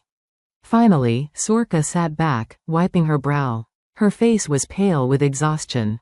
The bleeding has stopped. His fever is breaking. The crisis has passed. She looked at me, her violet eyes filled with a complex emotion. Your aid was crucial. The Heartleaf responded to you. I slumped in relief, my own energy spent. Kale came to stand beside me, looking down at the sleeping boy. You challenged the circle. You challenged our ways. He paused. You were right. The simple words meant more than any praise. This will have consequences, Alara, Sorka said quietly. Borin and others will see this as a breach. They will say you have divided the Alpha from his people. I know, I whispered, the weight of it settling on my shoulders. Kale turned to me. A ruler must sometimes choose between what is easy and what is right. You reminded me of that today. His gaze was unwavering. Do not regret your choice. It proved that the spirit of the Moonshadows is not lost. It is here. He left us then, to deal with the politic. Al fallout. I stayed with Sorka, keeping vigil over the boy we had saved. The fracture in the pack was real, and I had been the cause. But as I watched the steady rise and fall of the boy's chest, I knew I would make the same choice again. The path of a peace weaver was not paved with easy decisions, but with necessary ones. And I had just taken my first, difficult step. Chapter 10. The echoes of the past. The boy, who told us his name was Leo when he woke, was a revelation. He wasn't a spy from my village, but a scout from a settlement far to the east, one we hadn't even known existed. He had been separated from his own hunting party, lost and desperate, when he'd stumbled into Shadowfang territory and panicked at the sight of Riven's patrol. His presence became a delicate, living symbol of the division within Silvervale. Borin and his faction viewed him as a security risk, a drain on resources, and a dangerous precedent. Others, swayed by Sorka's quiet authority and Kale's decision, saw a chance to demonstrate strength through compassion. For me, Leo was a responsibility and a reminder. I took charge of his continued care, changing his bandages and bringing him meals. He was terrified at first, his eyes wide with the fear I knew so well. But as the days passed and no harm came to him, he began to relax. He was young, curious, and profoundly grateful. It was a bear, I thought, he confessed one afternoon, wincing as I applied a new poultice. A massive one. I've never seen a wolf so large. They are protectors of these mountains, I said gently. You were in their home. He looked at me with open curiosity. And you're like them? I am learning to be, I said, and it felt like the truest answer I could give. During this time, my lessons with Sorka took on a new urgency. It was no longer just about healing herbs, it was about history. The story of the Moonshadow clan. She took me to the deepest part of her archives, a small, windowless room lined with scrolls so old they threatened to crumble at a touch. The Great Divide did not happen in a day, she explained, her voice hushed in the sacred space. It was a crack that became a chasm. It began with fear, much like the fear Borin holds in his heart now. She unrolled a scroll, its illustrations faded but still powerful. It showed humans and Shadowfang living in harmony, trading goods, sharing knowledge. The Moonshadows were depicted as bridges between the two peoples, their spirals etched on both human dwellings and the great stone halls. Then, a human child went missing, Sorka continued, her finger tracing a depiction of a grieving family. A hunting party, fueled by panic and rage, attacked a Shadowfang den before an investigation could be held. Pups were killed. It was a tragedy born of misunderstanding and haste. The next illustration showed a retaliatory strike, then another, and another. The spiral symbols were shown being painted over, torn down. The Moonshadows pleaded for peace, for reason. But the bloodlust was too high. They were seen as traitors by both sides, by humans for defending the monsters, and by some Shadowfang for showing sympathy to the murderers. Her voice grew heavy. The clan was targeted. Their homes were burned. Many were killed. The few who survived scattered, hiding their heritage to survive. Your grandmother was one of those few. The story settled in my bones, a cold, familiar dread. History was repeating itself. The same fear, the same rush to judgment. Borin was echoing the voices of the past that had led to slaughter. The boy, Leo, I said, my throat tight. He is the test, isn't he? To see if we have learned from the past, or if we are doomed to repeat it. Sorka nodded gravely. Precisely. How Kale handles this will define his reign. And your presence here, a Moonshadow returned at this precise moment. Many see it as fate. The weight of it was immense. I was not just a healer learning her craft. I was a symbol, a chance for redemption for a generation's-old wound. That evening, I found Kale alone on the high terrace, looking out over his domain. The stress of the past days was etched in the new lines around his eyes. Sorka told me, I said softly, coming to stand beside him. About the Great Divide. He didn't look at me. And now you understand the pressure Borin applies. He is not evil, Alara. He is haunted. His own grandfather died in those wars. He believes any weakness will lead us down the same path to destruction. And what do you believe? I asked. He was silent for a long time. I believe that clinging to the grievances of the past is a different kind of destruction. It is a slow poison that kills the soul of a people. He finally turned his head, his gray eyes capturing the last light of the day. I believe the boy is a chance. A chance to show that we are not the monsters of their stories. That we can be merciful. That we can be just. His words mirrored the hope in my own heart. Then we must make sure Leo's story does not end in tragedy. When he is healed, he must return to his people not with tales of terror, but of kindness. A ghost of a smile touched Kale's lips. The Peace Weaver speaks. In that moment, standing beside the Alpha King as he wrestled with the echoes of a painful history, I felt a bond forming that went deeper than gratitude or protection. We were partners in this, two people trying to steer their people away from a cliff neither wanted to fall from. The past was a shadow at our backs, but for the first time, I felt we were strong enough to face it. And brave enough to build a different future. Chapter 11. The Council of Stone. The air in the Great Hall was thick enough to choke on. Leo was well enough to travel, and his presence could no longer be ignored. Kale had called a full Council of Stone, a gathering of not just the Circle of Elders, but every adult member of the Silvervale Pack. The decision of what to do with the human boy would be made publicly, and the fallout would be felt by all. I stood near the front, my gray moonshadow dress feeling less like a comfort and more like a target. Sorka was on my right, a pillar of calm resolve. On my left, Lycos fidgeted nervously, sensing the severe mood. Across the open space, Borin stood with his arms crossed, his supporters clustered around him like a wall of grim stone. Kale stood before his stone throne, his presence commanding silence. "The human scout, Leo, is healed," he began, his voice echoing in the hushed hall. "The question before this council is his fate. Do we hold him? Do we release him? The decision made today will echo beyond these mountains. Speak your minds." Borin stepped forward first, his voice a low growl. "We release him, and he returns to his people with the exact location of our home. He tells them of our numbers, our defenses. He brings back hunters, not with bows, but with armies.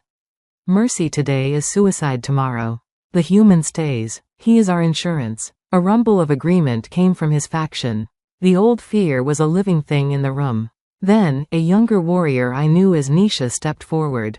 "We are not jailers. We are warriors. Holding a healed boy hostage is the act of a fearful people, not a strong one. It makes us the monsters they believe us to be. Let him go." The debate raged. Voices rose, arguments clashed.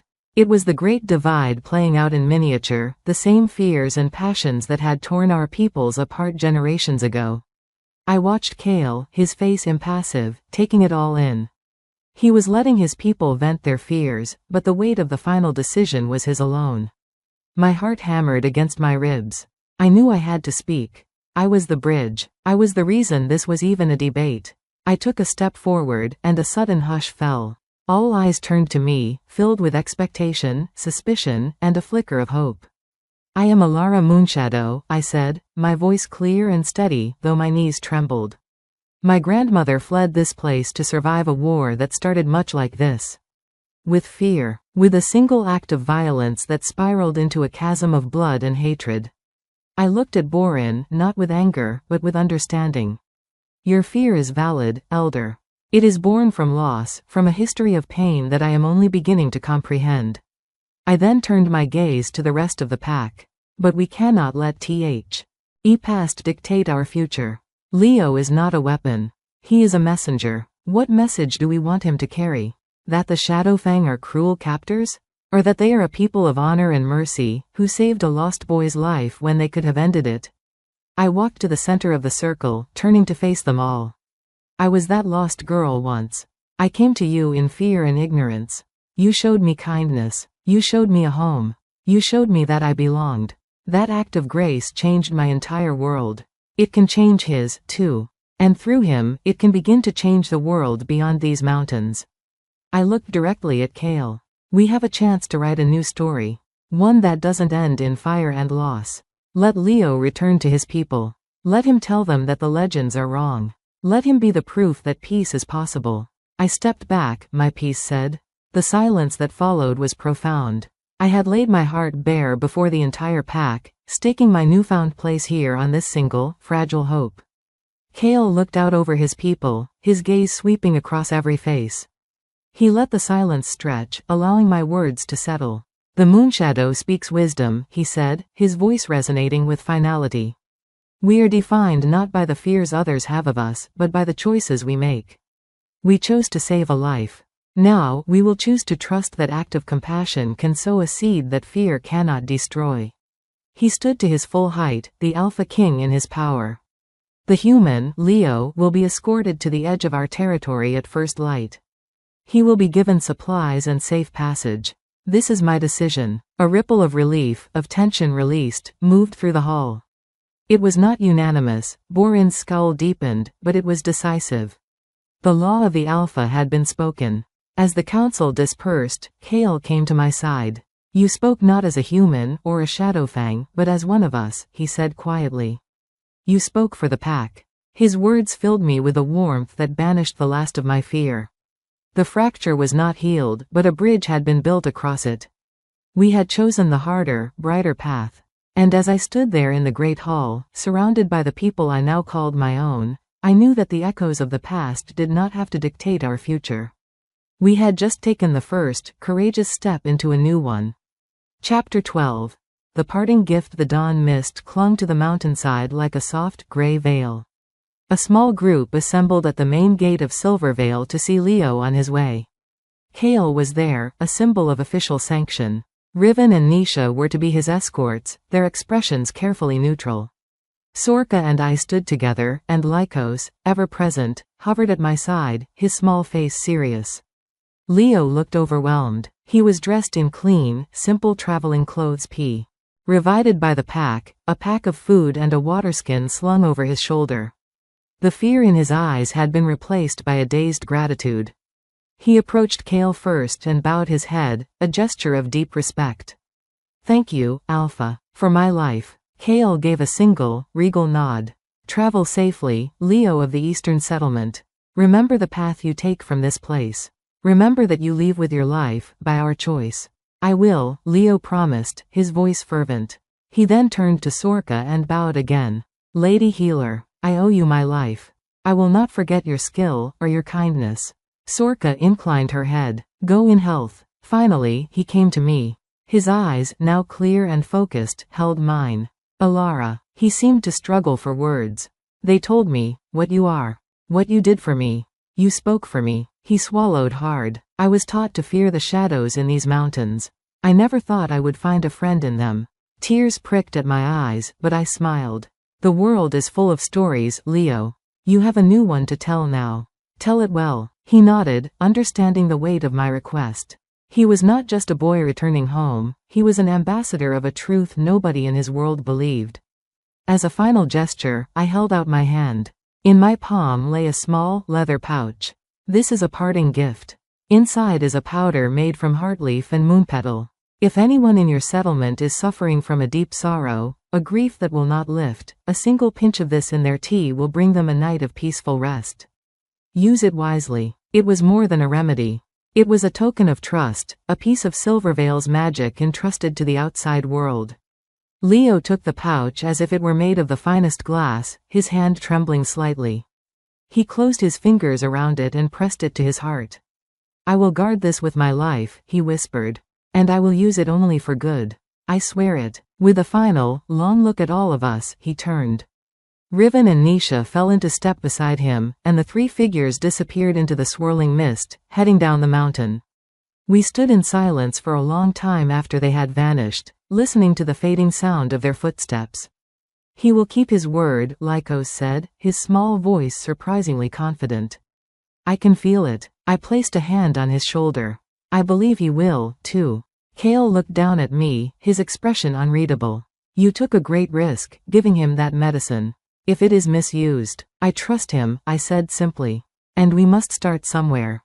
Trust is the first ingredient in any peace." A faint smile touched his lips. "The Peace Weaver speaks again." He turned to go, then paused. "The pack will be hunting today. The first major hunt since the gathering. It is an important ritual. You should come. It is a part of us you have not yet seen." My heart gave a little leap. An invitation to a core pack ritual was a sign of acceptance deeper than any words. I would be honored. As we walked back into the waking city, I felt a chapter closing and another beginning. Leo was gone, a seed of a new story carried into the world. And I was being drawn deeper into the heart of the pack, about to witness the wild, beautiful truth of their nature. The path of the Moonshadow was not just about healing individuals, but about weaving understanding between worlds. And today, I had cast my first thread. Chapter 13. The heart of the hunt. The energy in Silvervale was electric. The departure of Leo had been a moment of solemnity, but the impending hunt was a surge of vibrant, primal life. The entire settlement was abuzz with a focused anticipation. I felt it thrumming through the pack bond, a low, exciting pulse that was both thrilling and slightly intimidating. Kale found me as the sun climbed towards its peak. He had changed into simpler, more practical leathers. "Ready?" he asked, his own eyes alight with a keen edge I hadn't seen before. This was not the Alpha King presiding over council, but the hunter, the provider, the heart of his people. "I think so," I said, though I wasn't entirely sure what to expect. He led me to the edge of the training grounds where a large group had gathered, dozens of warriors, both men and women, and even some older teenagers, all with the same focused expression. They were not in wolf form, but they carried their wolf nature in the ready set of their shoulders, the sharpness of their gazes. "The hunt is not just about food," Kale explained to me as we walked at the head of the group, moving into the forest. "It is a reaffirmation of our skills, our cooperation, and our place in the natural world. We do not hunt for sport. We hunt with respect, taking only what we need and giving thanks for the life that sustains us." The forest seemed to welcome the hunting party. The air was still, the birds silent, as if the woods themselves were holding their breath. The pack moved with an incredible, unified silence. There were no shouted orders, only subtle hand signals and, I realized, a constant, silent communication flowing through the pack bond. I could feel it, a web of shared intent, of coordinated movement. It was a beautiful, intricate dance. We came to a stop at the edge of a wide meadow. Kale pointed to a distant herd of large elk grazing peacefully. A plan formed in the bond, clear as day. A group, including Riven, would circle around to cut off escape. Another group would provide a distraction. Kale would lead the main strike. Then, the air itself seemed to shimmer. In a silent, breathtaking wave, the hunters shifted. One moment they were people. The next, a pack of magnificent, powerful wolves. Kale's wolf form was a sight to steal all reason. Larger than all the others, his fur the color of winter frost, his eyes the same piercing, intelligent gray. He was power and grace personified. He glanced back at me, a single, meaningful look from those wolfish eyes, and then he was gone, melting into the shadows of the trees with his pack. I stayed at the edge of the meadow with Sorka and a few others who were not participating. My heart pounded, not with fear, but with awe. I watched the hunt unfold not just with my eyes, but through the pack bond. I felt the focused intensity of the wolves as they stalked, the burst of coordinated speed as they moved in, the respect and lack of cruelty in the quick, efficient takedown of a single, older elk that had been chosen. There was no savage frenzy, only a solemn, natural act. As the elk fell, a deep, harmonious howl rose from the pack, a single, resonant note that was not a cry of triumph, but a song of gratitude. It echoed through the mountains, a raw, beautiful sound that spoke of life and death in perfect balance. I felt tears in my eyes. This was not the monstrous act my village had described. This was sacred. This was life. When the pack returned, shifting back to their human forms, there was a quiet camaraderie among them. They worked together to prepare the elk, treating the carcass with reverence, wasting nothing. The meat would feed the settlement for days. The hide and bones would be used for clothing and tools. Kale came to my side, his human form once more, his face flushed with the cold and the exertion. He looked at my tear-streaked face, his expression questioning. "It was beautiful," I whispered, unable to find a better word. He understood. "It is who we are, Alara. At our most essential. It is not something to be feared, but to be understood." That night, the entire settlement shared in the feast. The air was filled with laughter and storytelling. The tension from Leo's stay had dissolved, replaced by the simple, profound joy of community and provision. I sat between Sorka and Lycos, eating the rich, savory meat, feeling more a part of Silvervale than ever before. I had seen the heart of the hunt, and instead of a monster, I had found a king, a provider, and a people living in deep, respectful harmony with their world. And I knew, with every fiber of my being, that I was home. Chapter 14. The whisper in the woods. Weeks melted into a peaceful rhythm.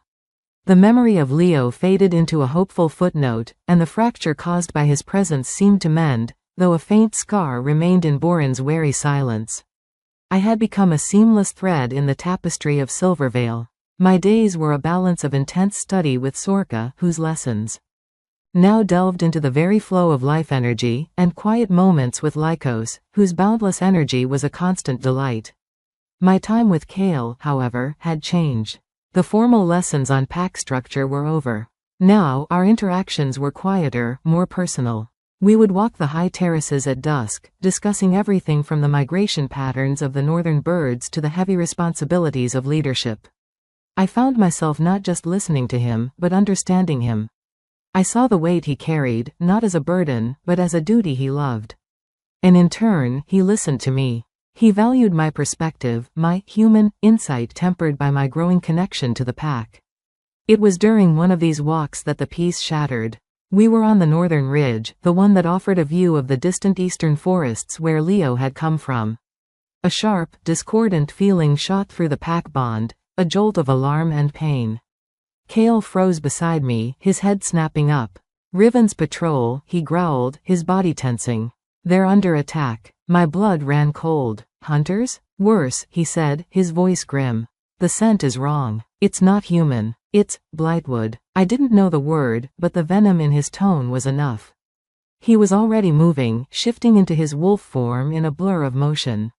He didn't wait for me, launching himself down the mountainside with a speed that was terrifying to behold.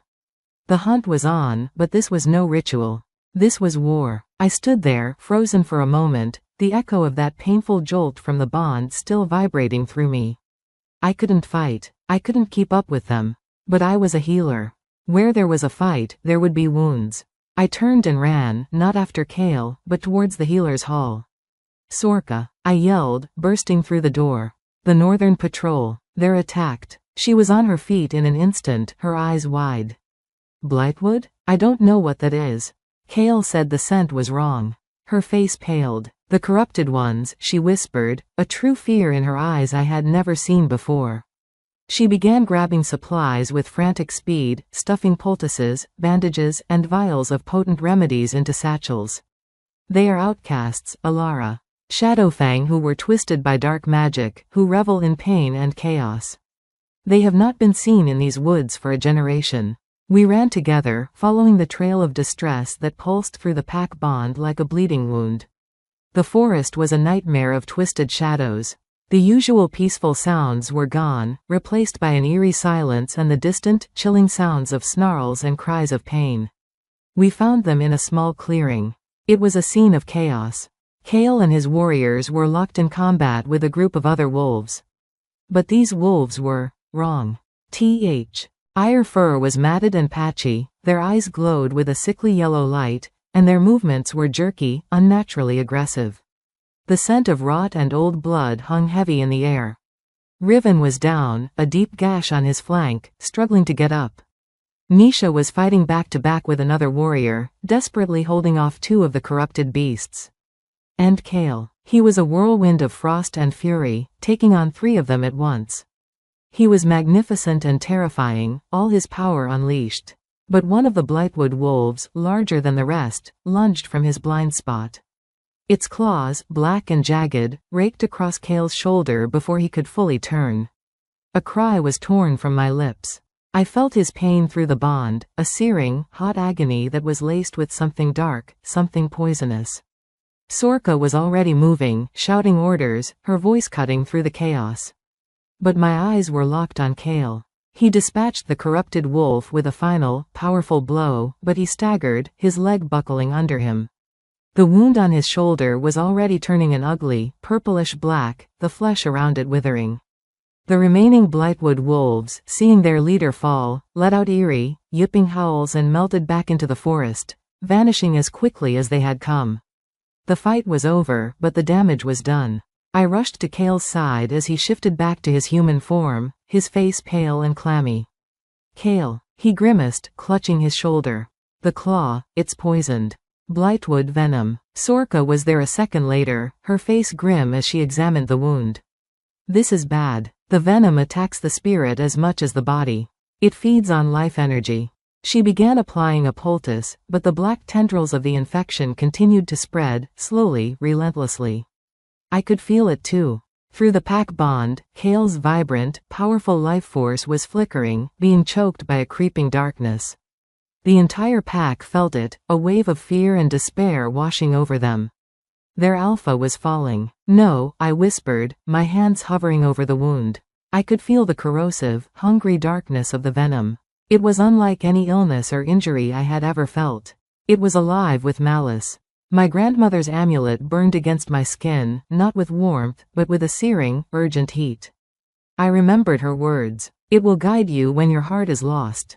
I closed my eyes, blocking out everything, the groans of the wounded, Sorka's frantic efforts, the pack's fear. I reached not for the plants, not for a poultice, but for the very core of my being, for the moonshadow gift that was my birthright. I poured my will, my hope, my desperate love for this man and this pack into my hands. I focused on the memory of the heartleaf, on its pure, soothing energy. I imagined that energy as a brilliant, silver light, flowing from my heart, down my arms, and into my hands. I placed my hands over the wound. A gasp went through those gathered. A soft, silver light emanated from my palms, so bright it illuminated the darkening clearing. It wasn't a light you saw with your eyes, but with the soul. I poured everything I had into Kale, into that venomous darkness. It fought back, a cold, grasping void that tried to snuff out my light. It was a battle of wills, of pure life force against consuming corruption. I felt myself weakening, the energy draining from me as the venom resisted. But then, I felt them. The pack. Their fear turned to hope, their hope into strength. Through the bond, they lent me their energy, their collective will to save their king. It was a river of power flowing into me, giving me the strength to push harder. The silver light flared, brilliant and blinding. The black tendrils of the venom recoiled, hissed, and began to dissolve, fading like mist in the morning sun. The withering around the wound reversed, the healthy, pink flesh returning. I collapsed, my energy utterly spent. The last thing I felt was Kale's strong hand catching me, his own grip firm once more, and his voice, thick with emotion, whispering my name. The darkness had been pushed back. The Alpha was saved, but the threat of the Blightwood now loomed over Silvervale, and I had just revealed the full, terrifying extent of the power I carried. Chapter 15. The moonshadow's light. I awoke in my own bed, the soft gray light of dawn filtering through the window. My body felt hollow, a fragile vessel drained of all substance. Every muscle ached with a deep, resonant exhaustion I had never known. The memory of the clearing, of the corrosive darkness and the desperate, brilliant light, rushed back to me. Kale. I tried to sit up, but a wave of dizziness forced me back down. Easy, a familiar, gravelly voice said from the corner of the room. My heart leapt. Kale was there, sitting in a chair beside the bed. A thick bandage was visible under his tunic, but the terrible pallor was gone from his face. His eyes, clear and focused, held an expression I could not decipher, awe, gratitude, and something deeper, something that made my breath catch. "You're alive," I whispered, the words a dry rasp in my throat. "Thanks to you," he said, his voice low and intense. He leaned forward, resting his elbows on his knees. "The healers said you channeled pure life energy. You fought the Blightwood venom and won. No one has done that in living memory." "The pack," I said, remembering the river of strength that had flowed into me. "They helped me. I couldn't have done it alone." "You were the conduit," he corrected gently. "You were the focus. But it was your light, Alara. Your moonshadow gift." He shook his head, a look of wonder on his stern face. "I have never felt anything like it. It was the opposite of the Blightwood. It was creation against destruction." He stood and came to sit on the edge of the bed, his presence filling the small space. He reached out and his fingers, calloused and strong, gently brushed a strand of hair from my forehead. The touch sent a shiver through my spent body. "When I brought you back here, you were so pale," he murmured, his gaze tracing the lines of my face. "I thought I had lost you to save myself. It was a price I was not willing to pay." "You are the Alpha," I said weakly. "The pack needs you." "The pack needs you, too," he said, his voice firm. "More than they know. Borin was here all night, waiting with the others. The entire pack felt what you did. They felt you draw on their strength, and they felt you use it to heal. You are not just a healer to them now, Alara. You are a guardian. You are part of the pack's soul. Tears welled in my eyes. This was the final acceptance, forged not in peace, but in the fires of a shared battle. The Blightwood, I said, the name a cold dread in my heart. What does it mean that they have returned? His expression darkened. It means the balance is shifting. An old evil is stirring. They were drawn here, I believe. Not just to us, but to you. To the return of the moonshadow light. Darkness always seeks to extinguish the light. He took my hand, his grip warm and sure. But we are stronger now that you are here. For a long moment, we just looked at each other, the unspoken truth hanging in the air between us. The connection we had forged was more than alpha and subject, more than protector and protected. It was a bond of equals, of two halves of a whole, destined to lead our people together. Later that day, as I regained my strength, Sorka came to see me. She brought a bowl of broth and a look of profound respect. You have surpassed your teacher, she said simply. What you did, that was the old magic. The true moonshadow power. My books only hint at it. She placed a hand on my shoulder. Your grandmother would be so proud. The last daughter of her line did not just return home. She has become its shield. As night fell, I felt a pull to the high terrace. Wrapping a blanket around my shoulders, I walked out into the cool air. The moon was a sharp sliver in the sky, a reminder of the cycles of light and dark. I heard his footsteps behind me before he spoke. I didn't need to turn. We stand at a crossroads, Kale said, coming to stand beside me. The peace we have known is over. The Blightwood is a threat that cannot be ignored. My people will look to me for strength in the fight to come. He turned to me, his face illuminated by the starlight. And they will look to you for hope. For the light that can push back the darkness. He faced me fully then, his gaze unwavering. I cannot lead this fight alone. I do not wish to. Stay by my side, Alara. Not as a guest, or a healer, but as my partner. As the moonshadow to my shadowfang. Help me guide our people through the storm that is coming. My heart swelled, so full it felt it might break. This was my path. This was the reason I had been led here, to this man, to this pack. It was a destiny far greater than I had ever imagined. I placed my hand in his. My place has always been by your side, Kale. My light is yours, and the pack's, for as long as I draw breath. His hand tightened around mine, a pledge sealed in the starlight. Below us, Silvervale slept, its people safe for another night. The future was uncertain, shadowed by a rising threat. But we were no longer a lost healer and a lonely king. We were the alpha and the moonshadow, the shield and the light. And together, we would face whatever came next. Like, subscribe, and comment for part 2.